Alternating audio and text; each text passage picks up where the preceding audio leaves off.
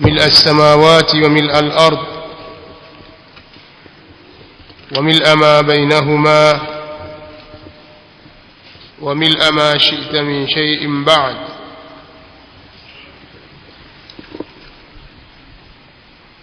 أهل الثناء والمجد أحق ما قال العبد وكلنا لك عبد.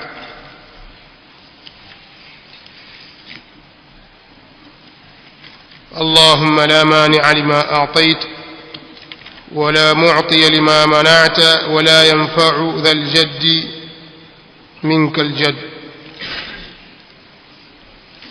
والصلاة والسلام الأتمان الأكملان على البشير النذير والسراج المنير نبينا محمد وعلى آله وصحابته أجمعين. اللهم رب جبرائيل وميكائيل وإسرافيل فاطر السماوات والأرض عالم الغيب والشهادة أنت تحكم بين عبادك فيما كانوا فيه يختلفون اهدني لما اختلف فيه من الحق بإذنك إنك تهدي من تشاء إلى صراط مستقيم. ربنا أعنا ولا تعن علينا وانصرنا ولا تنصر علينا وامكر لنا ولا تمكر علينا واهدنا ويسر الهدى لنا وانصرنا على من بغى علينا. اللهم اجعلنا لك شاكرين لك ذاكرين لك راهبين إليك مخبتين منيبين. ربنا تقبل توبتنا واغسل حوبتنا وأجب دعوتنا وثبت حجتنا واهد قلوبنا وسدد ألسنتنا واسلل سخيمة قلوبنا. أما بعد، tunaendelea na majlisi yetu ya pili kuhusiana na kadhia ya wazazi wa Mtume Muhammad sallallahu alayhi wa alihi wasallam.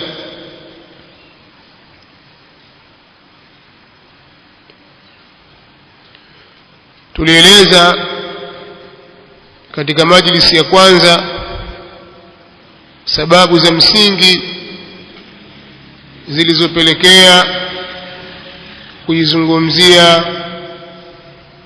maudhui hii ambayo kwa kweli si nyepesi, na kwa sababu hiyo ulamaul muslimin wakapendelea na wakashauri kwamba maudhui hii isizungumzwe isipokuwa pale inapohitajika, tena pamoja na kuchunga adabu na heshima kwa Mtume Muhammad sallallahu alayhi wa alihi wasallam. Sababu zilizopelekea kuizungumzia maudhui hii nimezitaja, lakini moja katika sababu hizo ni ule upotoshaji wa maksudi unaofanywa na baadhi ya ahlul batil, watu wa batil min as-sufiyya, ambao ni katika masufi, wanajaribu kuifanya kadhia hii ya wazazi wa Mtume sallallahu alaihi wasallam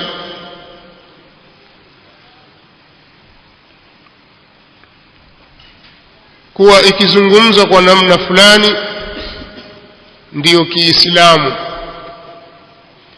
na ikizungumzwa kwa mtazamo mwingine basi ni Kiwahabi.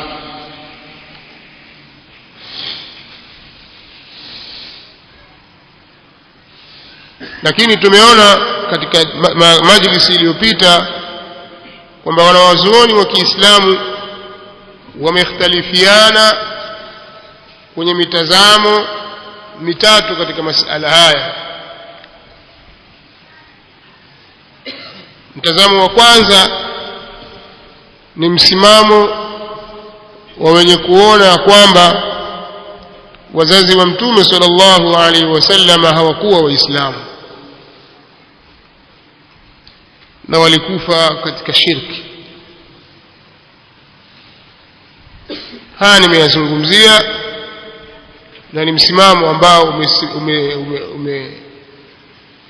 umesimama juu yake maulama wakubwa wa Kiislamu kwa hujja na dalili. Bali al-Imam Suyuti rahimahullahu ta'ala yeye amefikia kusema kwamba huo ndio msimamo wa wengi katika wanawachuoni wa Kiislamu. Na msimamo wa pili ni msimamo wa wenye kuona kuwa wazazi wa Mtume sallallahu alaihi wasallam ni watu wa peponi, na wao katika kulithibitisha hilo wamepita katika njia tofauti tofauti, na haya tutayatazama biidhnillah.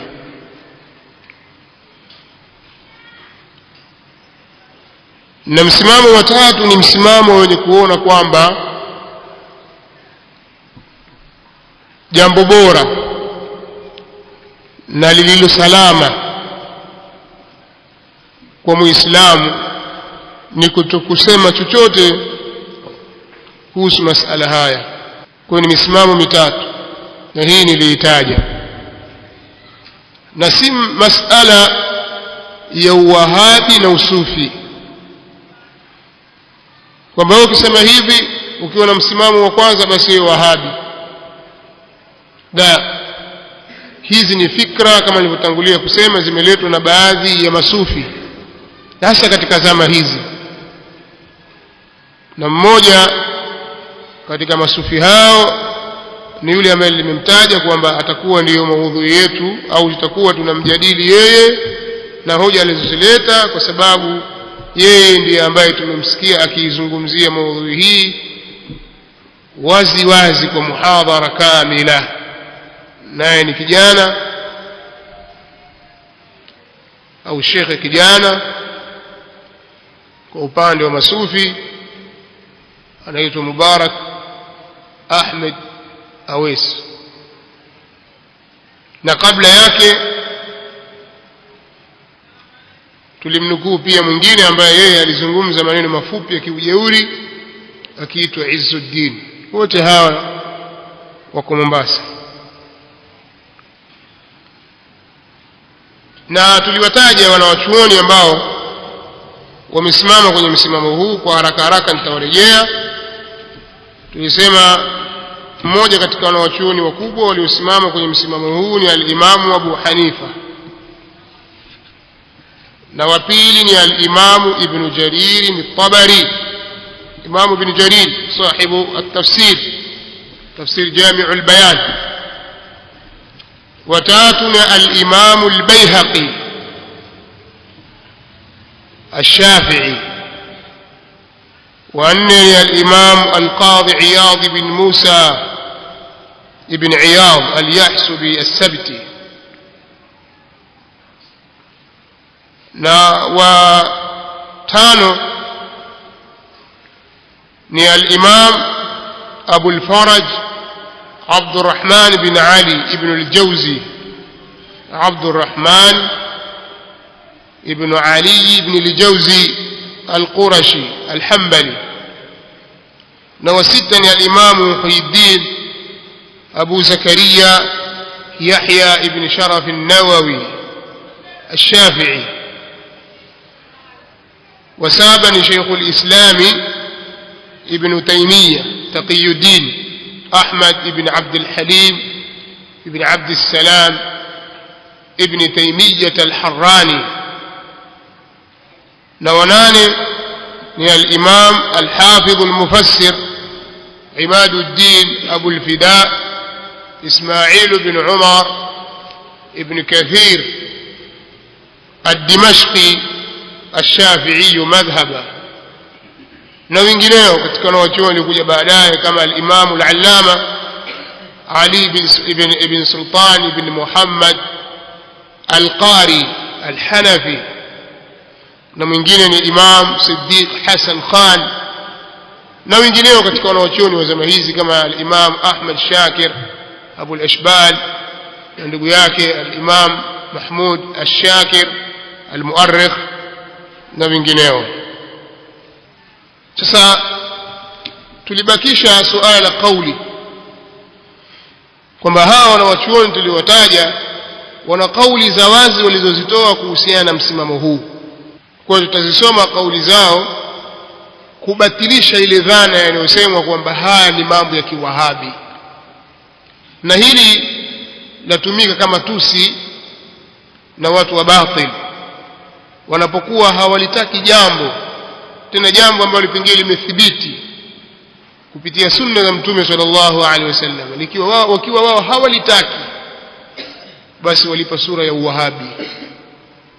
Na hii ndiyo sera yao tangu hapo zamani. Hapo zamani ilikuwa hawatumii neno wahabi, lakini kila wakati kuna istilahati zake. Zamani huko nyuma, zama za Imam na kabla yao, wao walikuwa wakiwaita ahli sunna kwa jina la hashawiyya. Hashawiyya pia walikuwa wakiwaita ahli sunna kwa jina la mujassima. Wale mu'tazila na jahmiyya walikuwa wanawaita ahli sunna mujassima, na haya tuliwahi kueleza huko nyuma wakati tulikuwa tukisoma darasa za aqida. Lakini kila siku zinavyozidi kusogea mbele, alqabu zinakuja tofauti tofauti na watu mbalimbali walita alqabu zao wakiwabandika ahli sunnah wal jamaa, hasa katika masala ambayo wao hawayataki, pamoja na kwamba maandiko yako wazi katika hilo. Sina haja ya kutaka kutolea mifano juu ya mambo hayo na wala kuelezea maana za alqabu hizo walizozileta na waliowakusudia, mpaka ikawa wanawachuoni wa Kiislamu mbalimbali kina Abu Hatim, kina Sheikh Abdul Qadir al-Jilani na wengineo katika wanawachuoni wa ahli sunnah wal jamaa katika masaili ya sifat, asma wa sifat, wakatoa kauli za wazi kabisa kwamba min alamati ahli al-bid'ah al-waqi'atu ala ahli al-athari, miongoni mwa alama za watu wa bid'a ni kuwatukana watu wa athar, wale ambao hufuata mafunzo ya Mtume sallallahu alaihi wasallam. Wakawaita ahli alhadith zawamil, mujassima, mushabbiha, hashawiyya na mengineyo katika majina haya. Sasa katika wakati wa sasa majina haya yanafifia, baadhi yao wanajaribu kuyarudisha tena, lakini sana hivi sasa jambo lisilotakiwa litapewa sifa ya uwahabi. Bali hata masail mathalan ya mtu ifa'ul liha, mtu kuweka ndevu akaziachia, wahabi huyo. Au mtu kunyanyua nguo yake,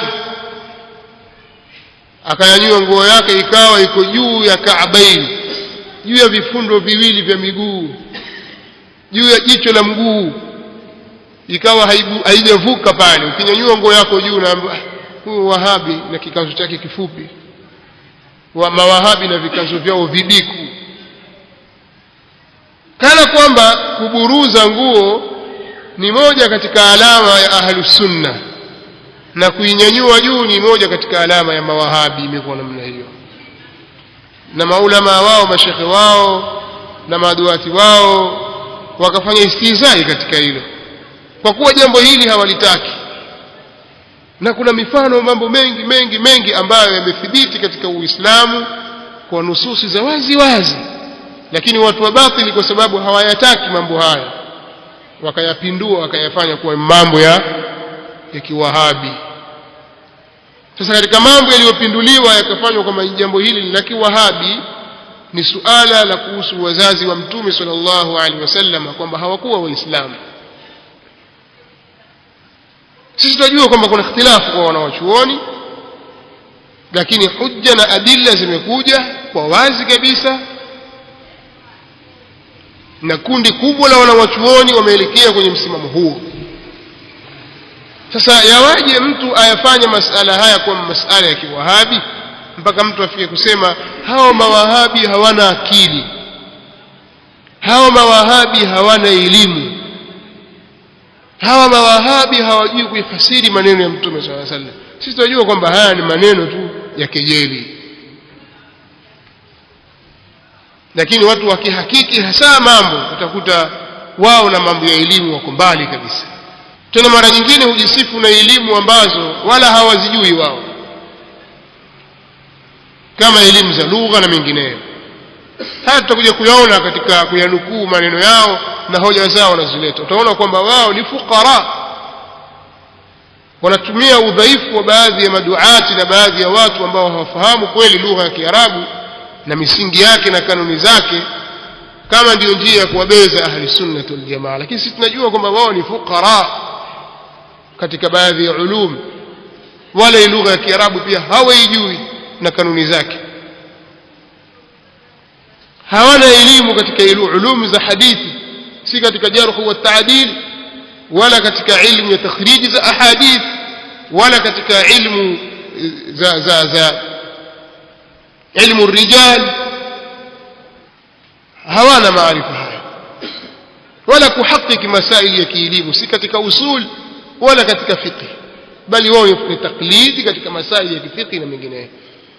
Dhaifu kwao ni badia ala muhayyahu, ule udhaifu umedhihiri juu ya nyuso zao.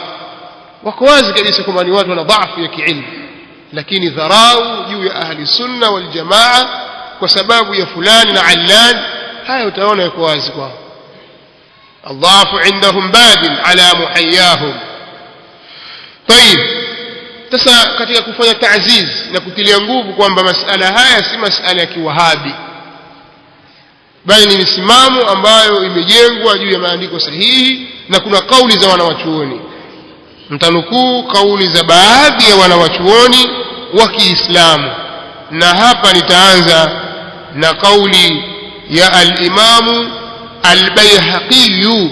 Al-Imam al-Baihaqi rahmatullahi alayhi, yeye ni maarufu kwamba ni ash-Shafi'i madhhaba. Al-Imam al-Hafidh Abu Bakr ibn Husayn ibn Ali al-Baihaqi ash-Shafi'i, ambaye amefariki mwaka 458 Hijria, mwaka 458 Hijria, zaidi ya miaka 900 iliyopita huko nyuma. Katika kitabu chake As-Sunan al-Kubra kuna maneno amesema tutanukuu. Kadhalika katika kitabu chake Dalailun Nubuwah ameyasema maneno ambayo yako wazi, tutanukuu maneno hayo. Anasema baada ya kuitaja hadithi ya Mtume sallallahu alaihi wasallam inayosema kumwambia yule mtu aliyekuja akamuuliza aina abi, baba yangu yuko wapi? Mtume sallallahu alaihi wasallam akamwambia inna abi wa abaka fi an-nar, hakika baba yangu na baba yako wako motoni. Maneno haya al-Imam al-Baihaqi alipoyataja katika Dalailun Nubuwa juzu ya kwanza ukurasa wa 192 mpaka 193, baada ya kuitaja hadithi hii akasema wa kaifa la yakunu abawahu wa jadduhu bihadhihi sifati fil akhirah wa kanu ya'buduna alwathana hatta matu wa lam yadinu dina Isa ibn Maryam alayhi salam.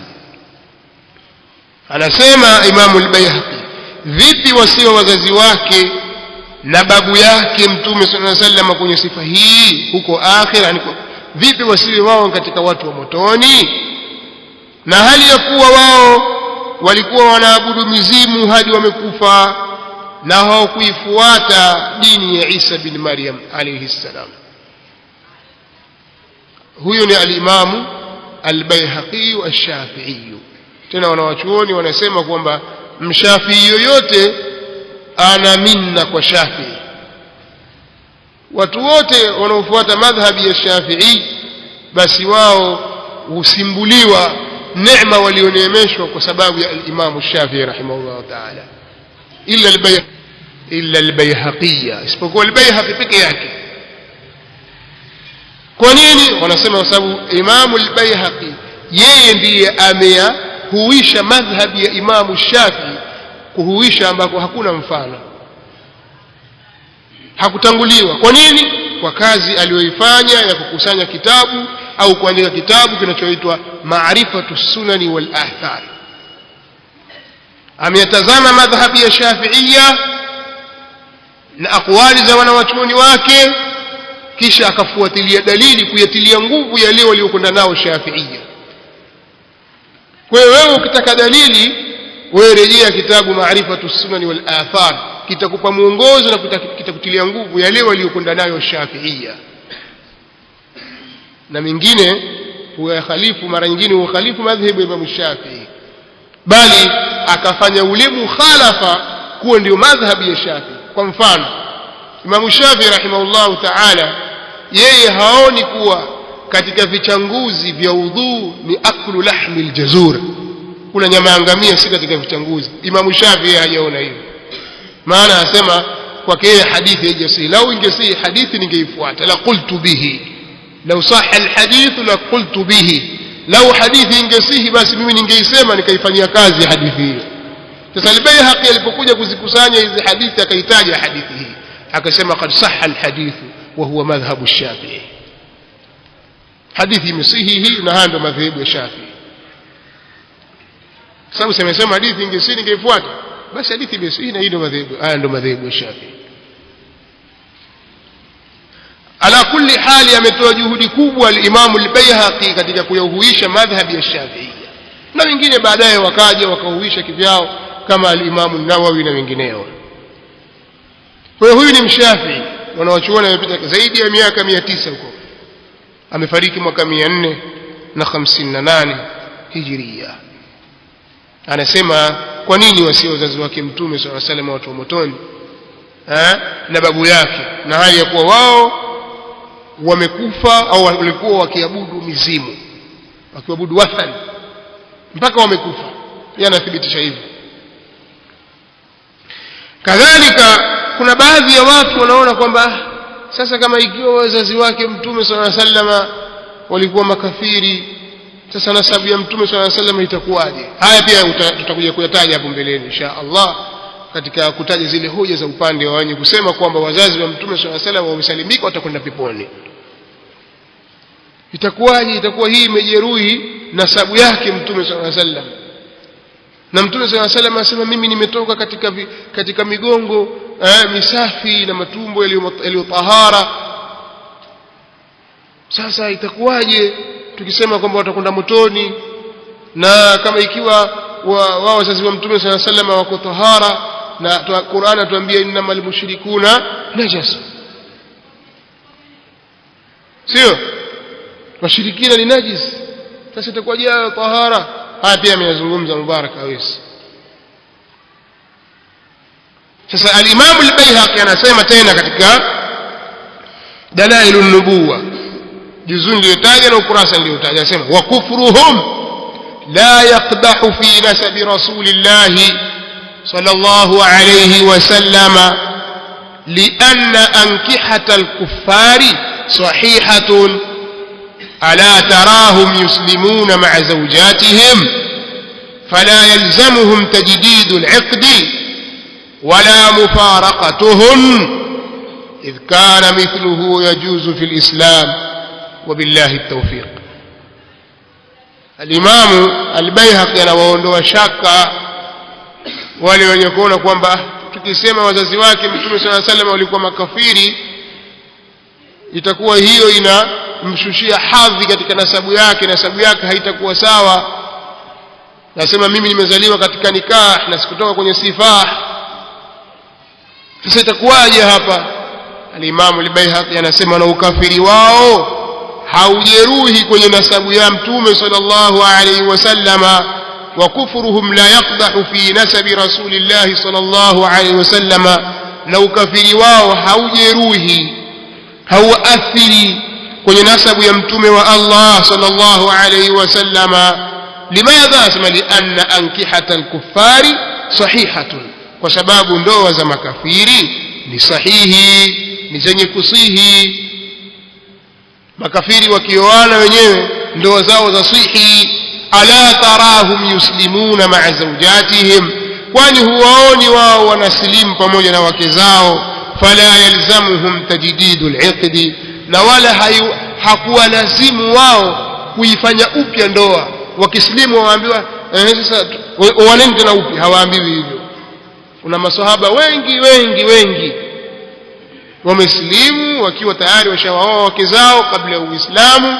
Walipoingia katika Uislamu hakuambiwa tena tuwaozeshe tena upya. Ndoa zao ziliendelea, zilizingatiwa kuwa ni sahiha, ankihatuhum kama ni sahiha, na watoto wao wamezaliwa katika ndoa na hakuna ubaya wowote. Kwa hiyo hakuwa lazimu wao kuifanya upya ndoa, wala hakuwa lazimu wao kutengana na wake zao kwamba lazima mtengane nao. Kwa hiyo anatuambia al-Imam al-Baihaqi, kama una wasiwasi kuhusiana ukafiri wa wazazi wa Mtume sallallahu alaihi wasallam, pingine labda hilo linaweza kujeruhi na kutia kasoro katika nasabu yake, asema la yaqdahu fi nasabi rasulillah sallallahu alaihi wasallam wa kufruhum la yaqdahu fi nasabi rasulillah sallallahu alaihi wa alihi wasallam.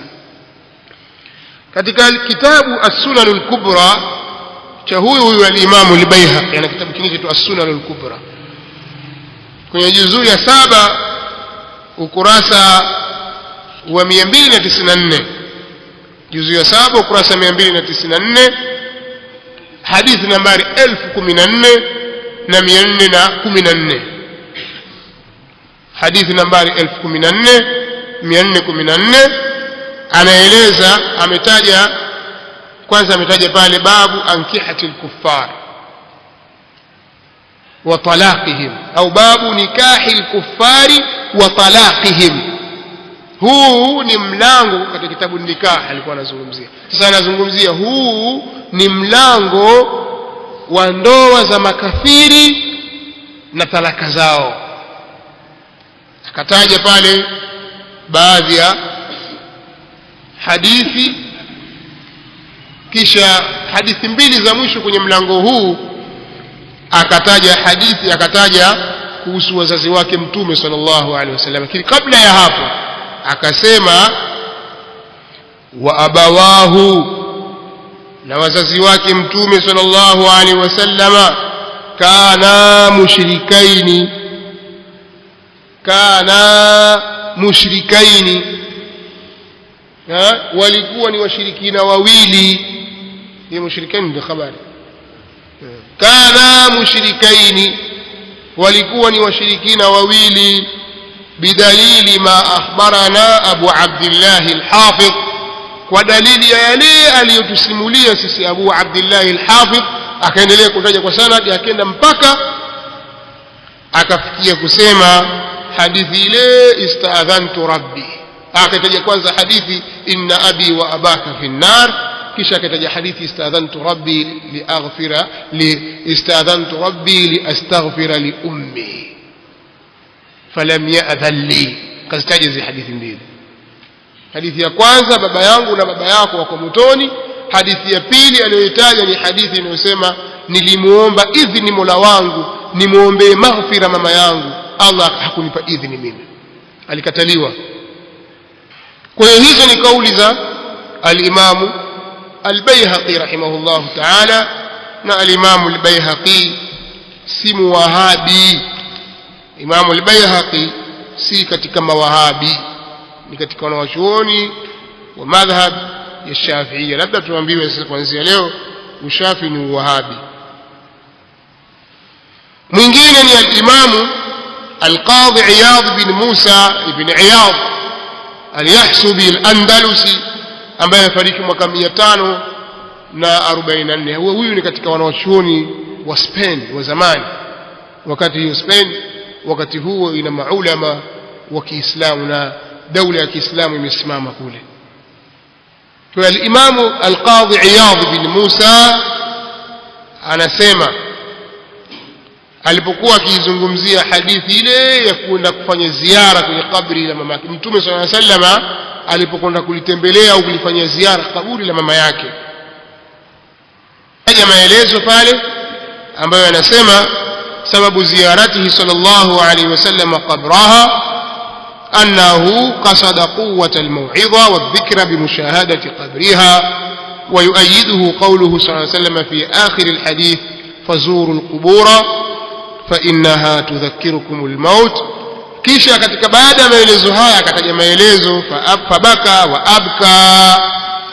Mtume sallallahu alaihi wasallam akalia na akawaliza watu, akasema hivi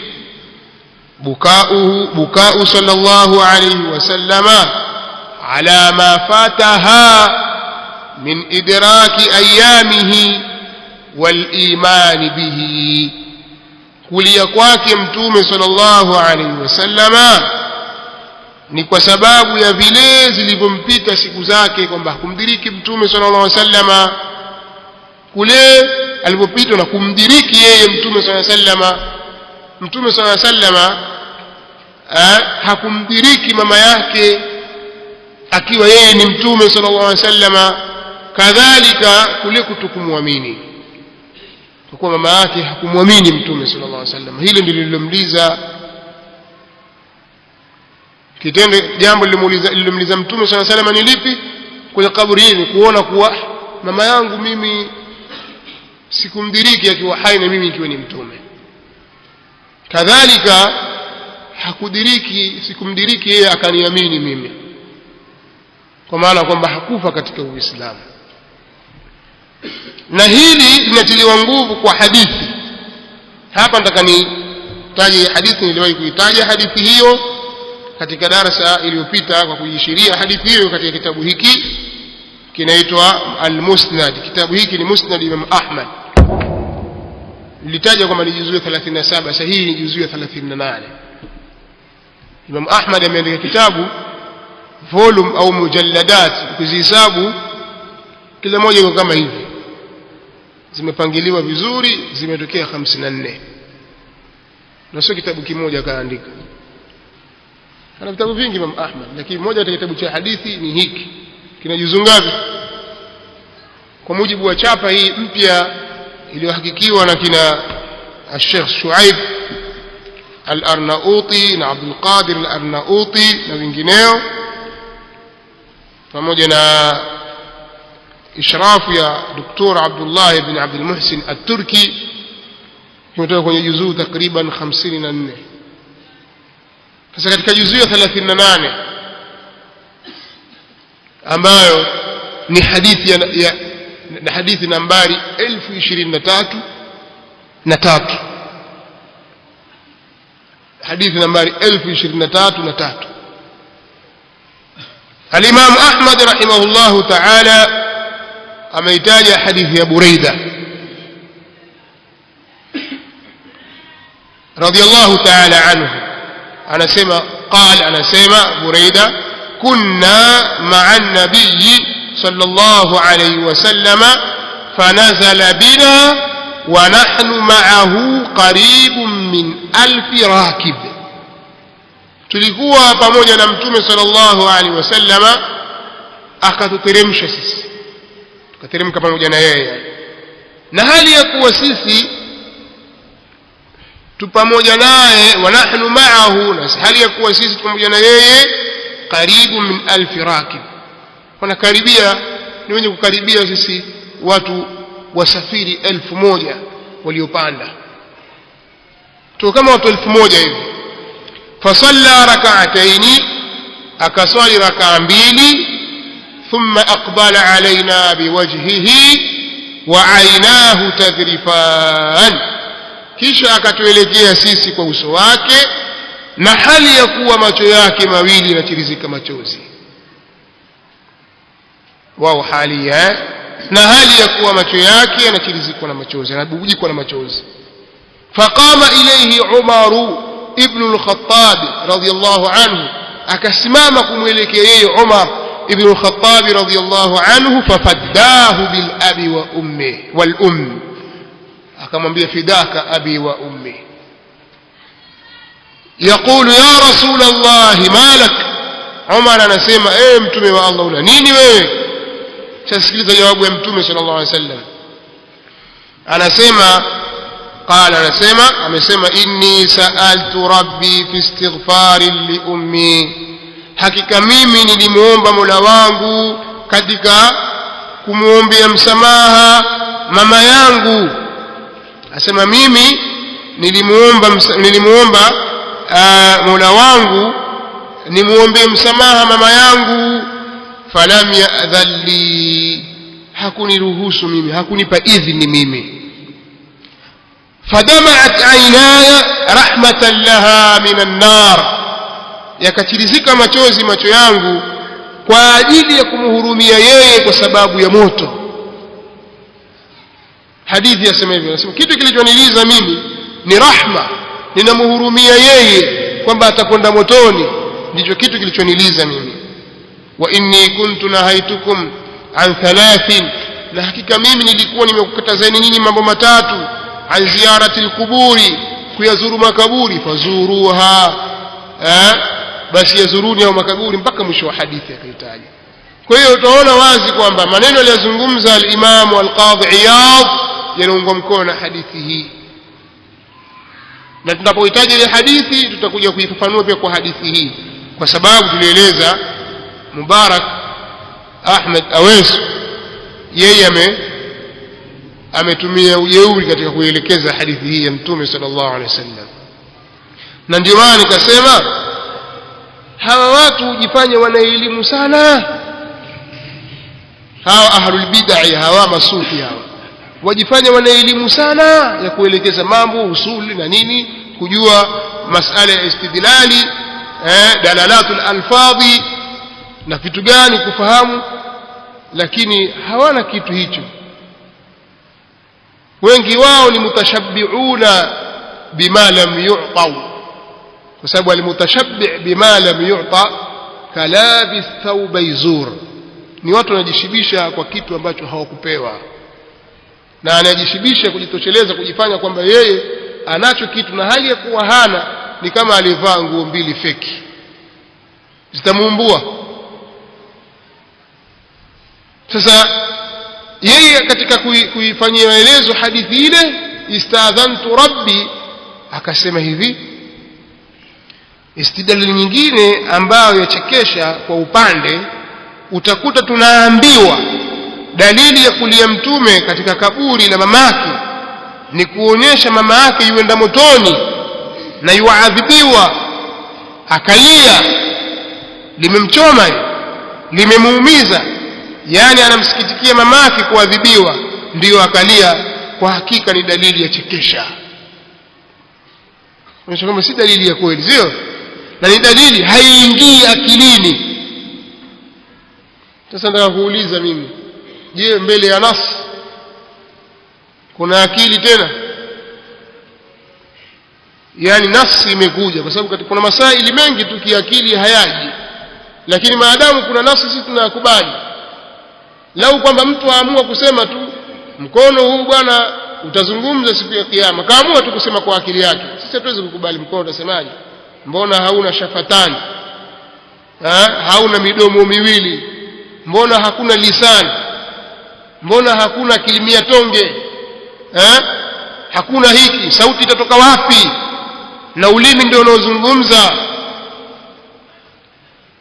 Utahoji vitu vingi, kwa sababu kuzungumza kuna mtindo fulani unakwenda mpaka, lakini utazungumza mkono, bali si mkono, ngozi itazungumza. Lakini kitu gani kimefanya sisi tuamini kwa yakini? Ni nafsi. Andiko limekuja na Qur'an, na maandiko mengi pia yamekuja katika sunna kuelezea ahwal za kiyama na mambo mbalimbali na tafasili za kiyama ambazo akili ilikuwa haina nafasi. Sasa wewe ukituambia wewe kama wewe kwamba haingii akilini, akili ya nani?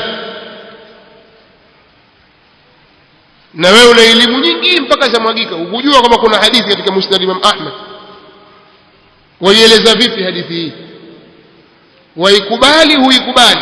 Leta sababu kwamba mimi siikubali, tutakutajia sababu kwa nini yakubalika hadithi hii.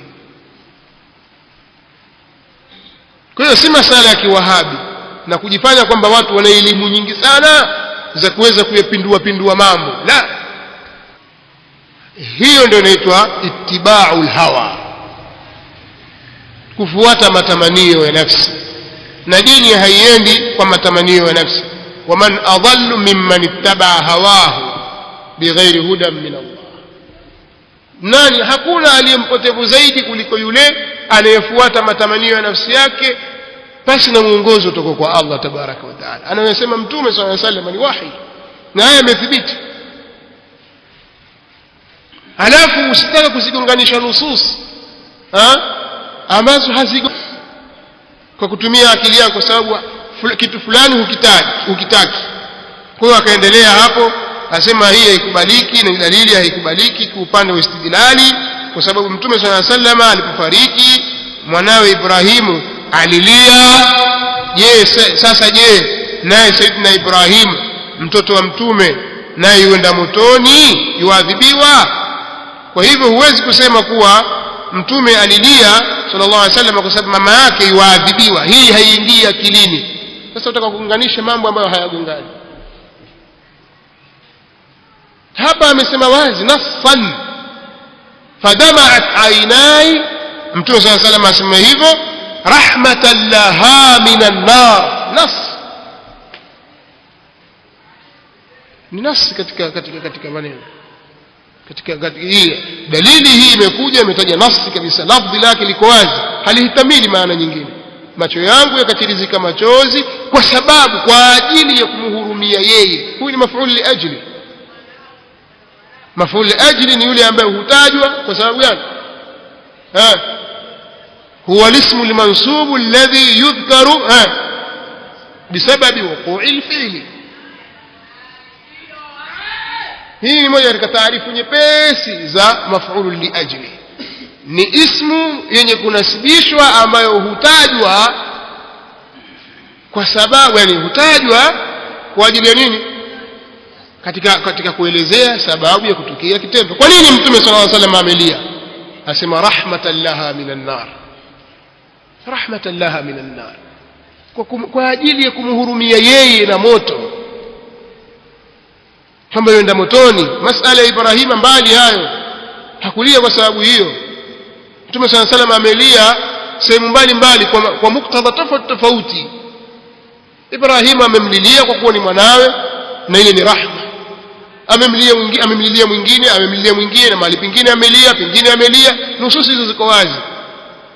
Lakini hii ni yake nyingine na iko wazi. Kwa nini ya Rasulullah anasema rahmatan laha minan nar? Kwa hiyo haifai kuchanganya mambo. Ukichanganya mambo, ikiwa yale madawa kule hospitali ukichanganya tu inakuwa sumu. Je, hizi nususi ukataka kuzikoroga ambazo hazioani kwa mahali pamoja, itakuwaje? Tutakuua, tutakuharibu dini.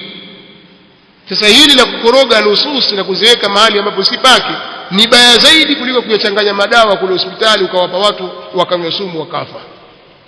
Kwa sababu hili linasababisha dhalal, napelekea kwenye dhalala. Naudhu billahi min dhalik. Tayib, tuyahame katika nukta hii au katika kauli hii. Kauli nyingine ni kauli ya al-Imam an-Nawawi rahimahullahu ta'ala katika kitabu chake Al-Minhaj. Imam an-Nawawi kwenye kitabu Al-Minhaj ambayo ni sharh ya Muslim ibn al-Hajjaj anasema fihi anna man mata fi al-fatra, kwa sababu na hili nalo kama jawabu sasa linakuja katika masala ambayo tutakuja kueleza huko mbeleni. Kuna watu wanasema, huo upande wa pili mwingine, wanawachuoni wengine wanasema, sasa kwa nini wende motoni wazazi wa Mtume sallallahu alaihi wasallam na wao hawakumdiriki mtume sallallahu alaihi wasallam wala hawakuidiriki risala,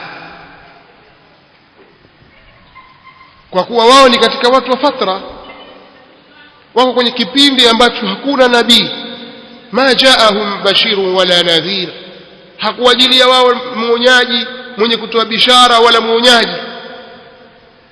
Sasa mtume sallallahu alaihi wasallam alipofariki, mama yake mtume sallallahu alaihi wasallam amefariki, mtume sallallahu alaihi wasallam akiwa na miaka 6, baba yake amefariki, mtume sallallahu alaihi wasallam hajazaliwa.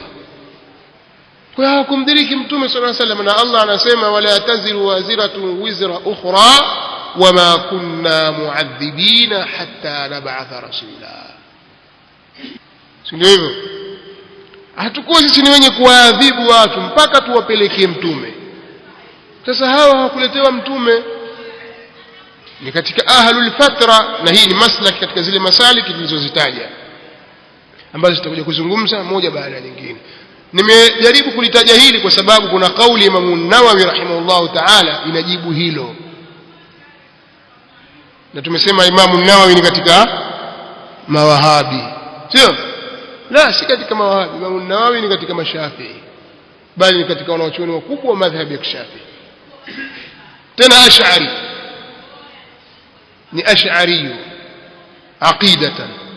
Sasa anasema hivi fihi, alipohitaji ile hadithi istadhantu rabbi, akasema maneno haya fihi anna man mata fi fatra ala ma kanat alayhi al-arab min ibadati al-awthan fahuwa min ahli an-nar وليس هذا مؤاخذة قبل بلوغ الدعوة فإن هؤلاء قد بلغتهم دعوة إبراهيم وغيره من الأنبياء عليهم صلوات الله تعالى وسلامه عليهم أجمعين. هذا منين إمام النووي رحمه الله تعالى katika kitabu kinachoitwa Al-Minhaj sharh ya Muslim ibn Hajjaj, kwa sababu kuna Minhaju Talibin mbali, alafu kile kitabu ambacho ni sharh ya Sahih Muslim kinaitwa Al-Minhaj vile vile. Anasema kuna katika hadithi hii ushahidi wa kwamba atakayekufa katika fatra, kipindi ambacho hakuna mtume, juu ya hali ile waliokuwa nayo Waarabu katika kuabudu mizimu, atakuwa yeye ni katika watu wa motoni. Katika hadithi hii ya istadhantu rabbi istadhantu rabbi, nimemuomba ruhusa Mola wangu fi an astaghfira li ummi, kwa ajili ya kutaka kumuombea maghfira mama yangu, falam ya'dhalli, hakuniruhusu. Hadithi hii ni ushahidi wa kwamba atakayekufa katika fatra juu ya ile hali waliokuwa nayo Waarabu katika kuabudu mizimu, huyo atakuwa mtu katika watu wa motoni, watu wa fatra. Walaysa hadha muakhadhatun qabla bulughi ad-da'wa, na halikuwa hili ni kuadhibiwa kabla ya kufikiwa na da'wa. Kama wataadhibiwa hawa, si kwamba eti mbona wanaadhibiwa na hali ya kuwa ujumbe hujawafikia, na Allah anasema wama kunna muadhibina hatta nab'atha rasula. Imam Nawawi anasema si hilo, haliingii katika mlango huo. Kwa nini? Anasema fa inna haulai qad balaghatuhum da'watu Ibrahima, kwa sababu hawa Waarabu hawa wa Makka hawa iliwafikia wao da'wa ya Ibrahim, ile da'wa ya Nabii Ibrahim iliwafikia hawa, wa ghairihi min al-anbiya'i salawatullahi wa salamuhu alayhim ajma'in, na asiyekuwa yeye Ibrahim na wengineo asiyekuwa Ibrahim miongoni mwa mitume salawatullahi alayhim wa salawatullahi ta'ala wa salamuhu alayhim ajma'in. Tumeelewana? Kwa hiyo usiitumie aya ya kusema wama kunna muadhibina hatta nab'atha rasula ukaitafsiri aya hii kwamba yawahusu watu wa Makka. La, hapana. Imam an-Nawawi anasema hapana, hawa dawa ya Ibrahim iliwafikia. Na ushahidi wa kwamba dawa ya Ibrahim imewafikia na wataadhibiwa wale waliokwenda kinyume na dawa ya Ibrahim ni alhadithu alladhi akhrajahu ash-shaykhan, ni hadithi aliyopokea al-Imam al-Bukhari na Imam Muslim katika sahihi yake inayomhusu Amr ibn Amir al-Khuzai. Bwana huyu ndiye aliyeleta masanamu kutoka Sham. Alipokwenda Sham kule akawakuta watu wanaabudu masanamu, yaakufuna ala asnami lahum, wamekaa wanaabudu masanamu yako. Na mbona hii dini nzuri, kule sisi hatuna masanamu yako, wakati watu wanaabudu wanafuata mila ya Ibrahim. Makka akachukua masanamu akayaleta Madina, katika mji wa Makka, akaanza kuabudu washirikina. Kuna baadhi ya watu wakamfuata katika hilo. Sasa lau ingelikuwa wama kunna muadhibina hatta nab'atha rasula, kwamba yawakusudiwa hawa watu wa Makka, basi huyu asingeadhibiwa. Mtume sallallahu alayhi wasallam asema nimemuona katika moto, katika alipokwenda katika Mi'raj. Ala kulli hali Mtume sallallahu alayhi wasallam alimuona Amr ibn Amir al-Khuzai anaburuta utumbo wake katika moto. Mtume sallallahu alayhi wasallam alimuona mtu huyo. Kadhalika bibi Aisha radhiyallahu ta'ala anha aliwahi kumuuliza Mtume sallallahu alayhi wa alihi wasallam kuhusiana na mtu mmoja kiitwa Ibn Jud'an.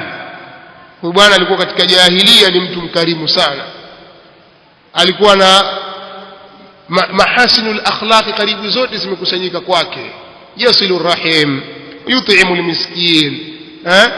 Akamuuliza Mtume sallallahu alayhi wasallam, je, hilo litamnufaisha? Qala la yanfa'uhu, akamwambia hilo halitamnufaisha. Innahu lam yaqul yawman rabbi ighfir li khati'ati yawm ad-din, wal hadith akhrajahu Muslim. Bwana huyu hajawahi kusema hata siku moja, Mola wangu nisamehe makosa yangu siku ya malipo. Hakusema hivyo hata siku moja. Hajawahi kutamka kusema rabbi ighfir li khati'ati yawm ad-din, Mola wangu nisamehe makosa yangu siku ya malipo. Hajasema hata siku moja. Hakufuata mila ya Ibrahim. Na hiyo wama kunna muadhibina hatta nab'atha rasula iko hapo hapo. Mwingine katika Mtume sallallahu alayhi wasallam aliyemuona kwamba yuko motoni siku alipokuwa akiswalisha salatul kusuf. Maana Mtume sallallahu alayhi wasallam alipokuwa akiswalisha swala ya kupatwa kwa jua, akafunguliwa kila kitu, akawa anaiona pepo na anauona moto. Watu wanaswali, Mtume alinyosha mkono, alikuwa ataka kuchukua kitu mbele yake. Ya Rasulullah, vipi, mbona baada ya swala yani tukuona mnyosha mkono? Anasema niliziona zabibu za peponi, nikataka kuchuma. Zingechumwa mngekula mpaka mwisho wa dunia. Kadhalika kuna wakati ndani ya swala hiyo Mtume sallallahu alayhi wasallam alionekana arudi nyuma, kama akimbia arudi nyuma. Sasa wakamuuliza, vipi ya Rasulullah? Anasema niliuona moto. Sasa katika mambo aliyoona Mtume sallallahu alayhi wasallam, alimuona mtu mmoja sahibul mihjan. Kuna bwana mmoja alikuwa na kigovya. Huyu bwana katika haji ana mti wake mrefu hivi, alafu na kigovya hivi. Sasa akipita akiegesha kile kigovya namna hiyo. Sasa ingine mtu akipita na nguo yake yanasa pale, mwenyewe akiona samahani baba, bahati mbaya bwana, nguo yako. Kama hakuiona ndo khalas imeshakwisha yake. Ndio kazi kuibia watu. Sasa Mtume sallallahu alayhi wasallam asema mimi nimemuona motoni kwa sababu kana yasriqu al-hajj bimihjanihi, akiwaibia watu mahujaji na kigovya chake. Yasriqu al-hujjaj ala kulli hali yote haya yanafahamisha ya kwamba watu wa Makka walikuwa katika mila na dini ya Ibrahim. ndio maneno ya Imamu An-Nawawi rahimahullahu ta'ala. Aya tuliyosoma sasa hivi na yarudia tena, fihi anna man mata fil fatrah ala ma kanat alayhi al-arabu min ibadati al-awthani fahuwa min ahli an-nari. Kuna katika hadithi hii yani ushahidi wa kwamba atakayekufa katika fatra, katika kile kipindi ambacho hakuna mtume, juu ya hali waliokuwa nayo Waarabu, hiyo katika fatra, alafu katika ile hali waliokuwa nayo Waarabu katika kuabudu masanamu, kuabudu mizimu, atakuwa yeye ni katika watu wa motoni. Kwa hiyo watu kama kina Waraqah bin Nawfal, habari yake mnaifahamu katika Sahih Muslim, Sahih Bukhari, hadithi iko wazi, kisa cha Mtume sallallahu alaihi wasallama baada ya kujiwa na Jibril katika ghar Hira, akarudi nyumbani, akamwambia mke wake, akamwambia watu wake, zammiluni fazammaluhu, kisha akawaeleza Mtume sallallahu alaihi wasallam habari aliyoyaona. Bibi Khadija radhiyallahu ta'ala anha akamwambia twende, akamchukua akampeleka mpaka kwa Waraqah bin Nawfal, wa kana rajulan a'ma qad tanassar, alikuwa ni mtu kipofu bariran, na alikuwa ni amekuwa mnasara, amefuata dini ya Isa. Kwa hiyo katika mila haabudu masanamu, yeye yuko katika mila ya Ibrahim. Wakaenda wakamwelezea habari zile na kisa kinafahamika. Ni hadithi tumesomesha hapa katika Sahih al-Bukhari. Kwa hiyo wako katika watu wa Makka waliokuwa katika dini ya Ibrahim, lakini hadithi hii ya kuonyesha kwamba mama yake Mtume sallallahu alaihi wasallam, Mtume hakupewa ruhusa ya kumwombea maghfira, ni ushahidi wa wazi kwamba amekufa katika shirki.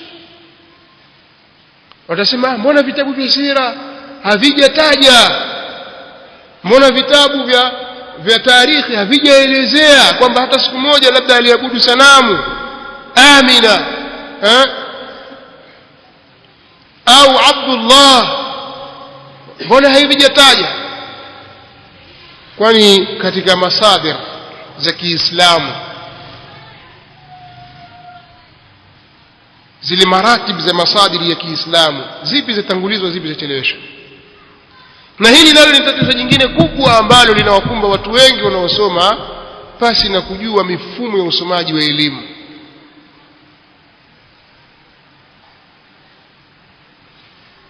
Mtu aweza akaja akataja masala haya, kasema Muhammad Abdu kwenye gazeti lake gani sijui, amesema Rashid Ridha kwenye gazeti fulani, amesema Jamaluddin al-Afghani kwenye sehemu fulani, amesema al-Aqadi katika sehemu fulani.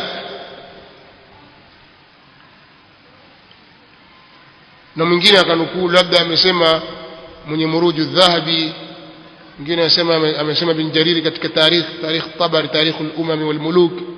Tayib, kwanza kabla hujikimbilia huko, liangalie swala hili katika kitabu, liangalie swala hili katika sunna, na zile masadiri za sunna pia zinatofautiana kwa daraja.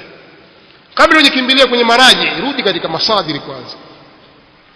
Huwezi kusema hadithi hii ameipokea al-Imam an-Nawawi katika Riyadhus Salihin. Irham nafsak ya walad.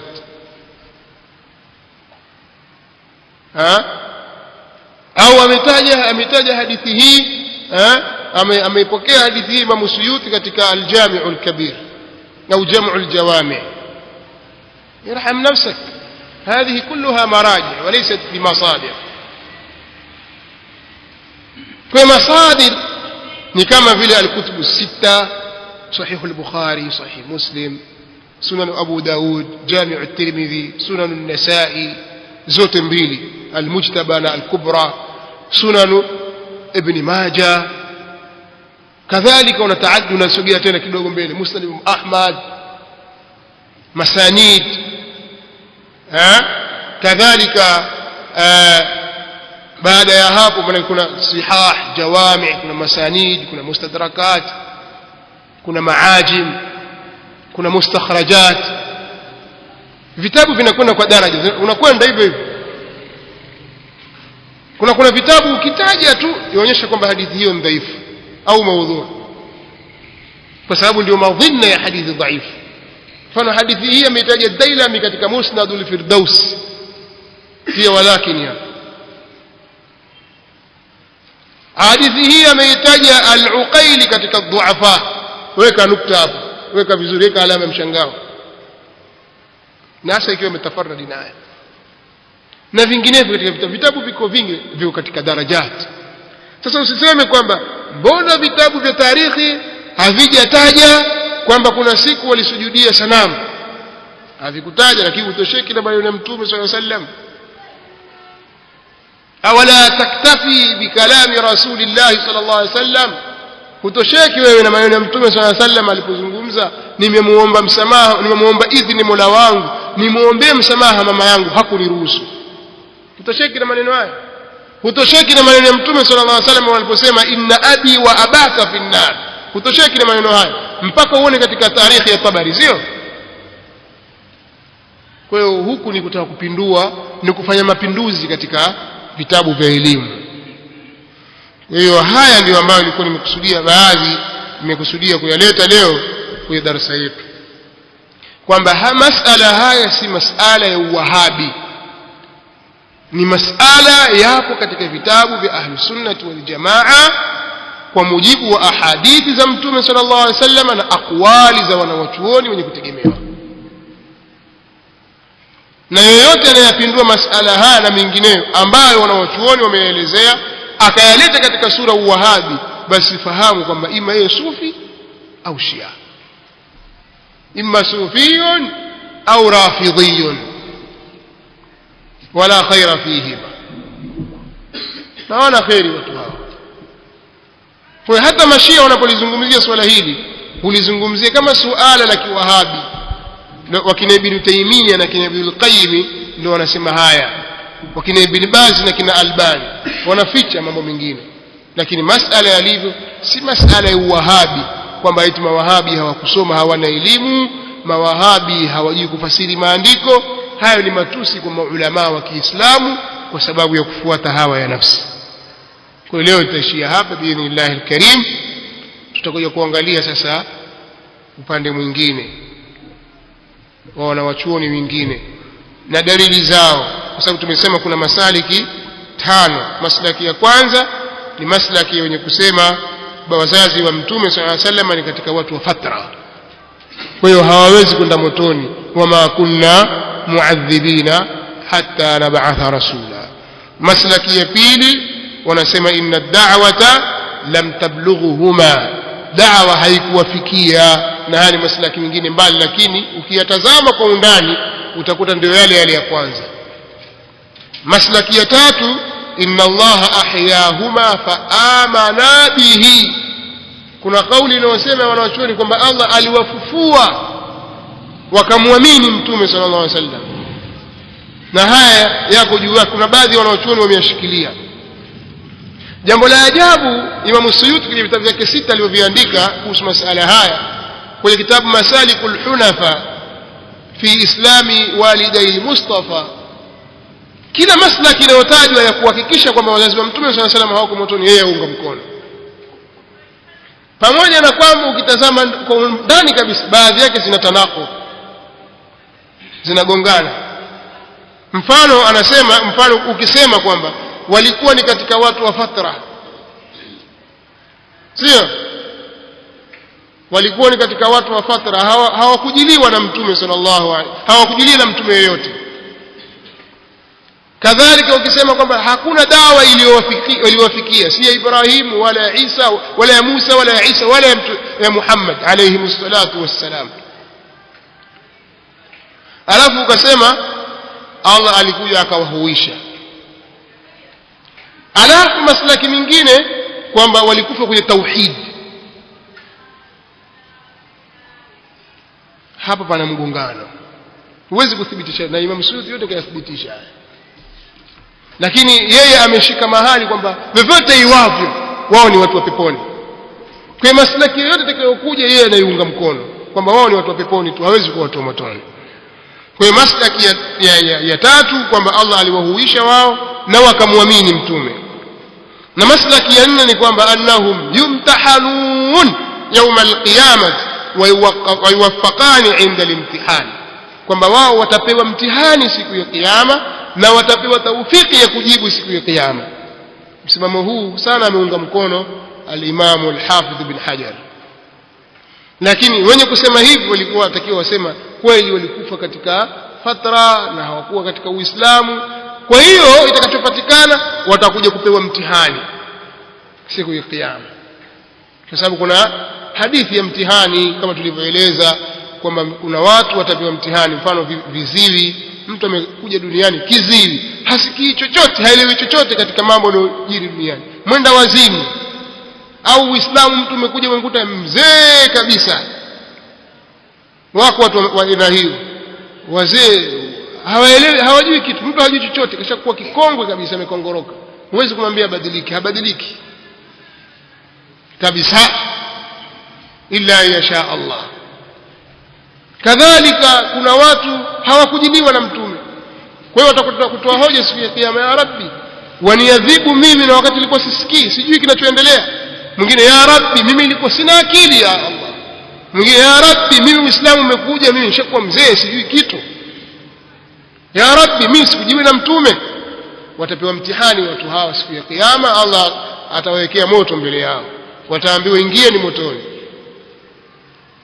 Watakaoingia katika moto, basi moto utakuwa ni bardan wa salaman alaihim, na watakuwa wamemtii Allah na wao watakwenda peponi. Wale watakaogoma, sisi hatueni bwana, mimi bwana, akagoma mtu huyu, atakwenda motoni. Sasa al-Imam al-Hafidh bin Hajar anasema katika masaliki zilizopo, hawa watapewa mtihani siku ya kiyama, wazazi wa mtume sallallahu alaihi wasallam, yumtahanani yawm al-qiyama wa yuwaffaqani, na watawafikishwa wao inda al-imtihan. Na maslaki ya tano ni kwamba wao walikuwa ni muwahhidin, annahuma kana muwahhidaini ala millati Ibrahima, walikuwa ni wenye kumpokesha Allah katika mila ya Ibrahim. Kwa hiyo tutakuja kuzungumza inshallah kwenye darasa ya kesho maslaki ya kwanza na ya pili na ya tatu na mengineyo. Itakuwa ni msimamo watu wa upande wa pili. Darasa ya mwisho tutakayofanya ni kuhusiana na wazazi wa kuhusiana na Ibrahim, kwa sababu katika masala haya pia anapotajwa hutajwa swala la Nabiullah Ibrahim, kwa sababu kumekuja msimamo wa kusema kwamba wazazi wa mitume wote walikuwa ni Waislamu, mpaka baba yake Ibrahim alikuwa Muislamu. Na inapotajwa aya idh qala Ibrahimu li abihi Azar atattakhidhu asnaman aliha, tunasema Azar si baba yake mtume, si baba yake mtume Ibrahim, baba yake ito Tarikh. Huyu Azar huyu ni ammi yake, na neno ab limetumika kwa maana ya am, yani ammi watu mwingine tu ab, wakaleta maelezo mengi. Na msimamo huu umeshikwa na Mashia na Masufi, nao wameurithi msimamo huu, na baadhi ya